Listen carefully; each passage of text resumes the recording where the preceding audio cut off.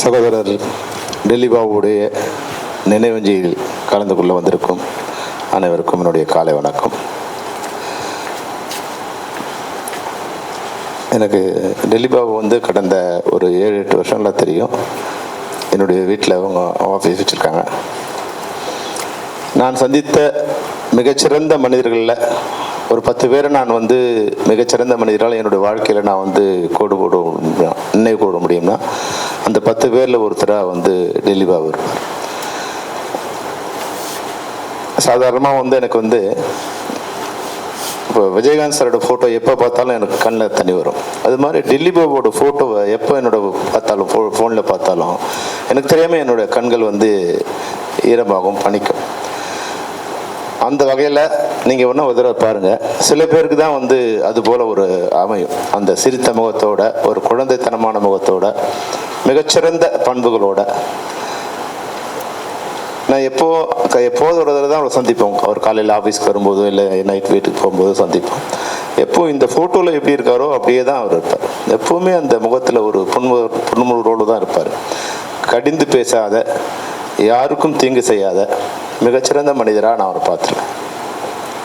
அதுபோல் அந்த குவாலிட்டிஸ் கூட சரியாக திட்டமிடுதல், அனைவரோடும் சரியாக பழகுதல், யாரோட ரொம்ப க்ளோஸாக இல்லாமல் இல்லை தூரமாக போயிடாமல் அந்த டிஸ்டன்ஸ் மிகச்சரியாக.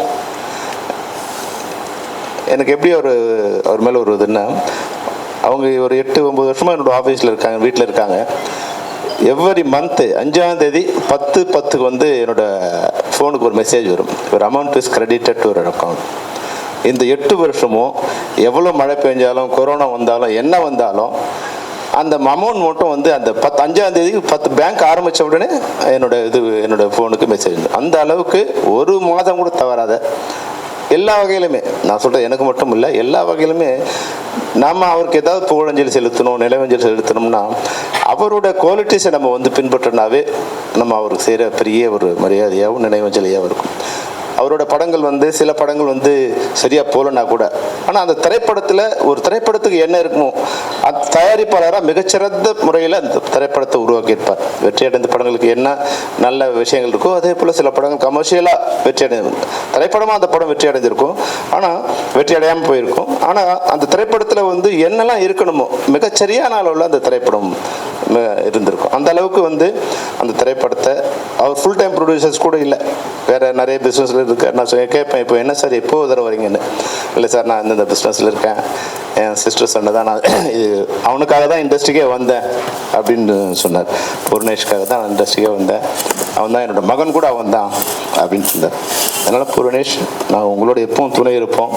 நீங்கள் உங்கள் மாமாவோட இல்லை அப்பாவோட அந்த குவாலிட்டிஸை நீங்கள் ஒரு 50% நீங்கள் கேரி ஓவர் பண்ணினாவே உங்களோட வெற்றி மிகப்பெரிய வெற்றியாகும். அதுதான் நீங்கள் உங்கள் மாமாவுக்கு பண்ணுற நினைவஞ்சலியாக இருக்கும். எங்கள் எல்லாரையும் விட நீங்கள் அவரோட ஒழுக்கத்தையும், அவரோட அந்த பண்பாட்டையும், திட்டமிடுதலையும், மனிதர்களோட பழகிற தன்மையும் நீங்கள் அதை கேரி பண்ணிங்கன்னா தமிழ் சினிமாவில் மிக சிறந்த இடத்துக்கு நீங்கள் வருவீங்க.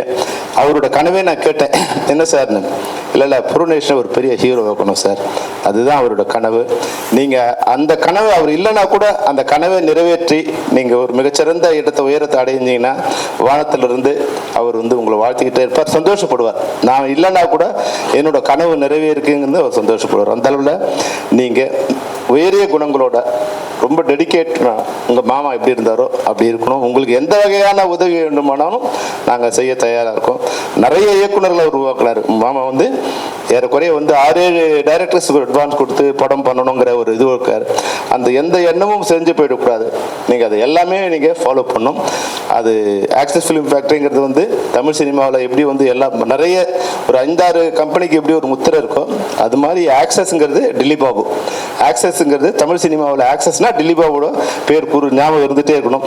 அந்த வகையில் நீங்கள் அந்த டெடிக்கேஷனோடு நீங்கள் இருக்கணும். உங்களுக்கு தேவையான அனைத்து உதவிகளும் நாங்கள் பண்ணுறோம்.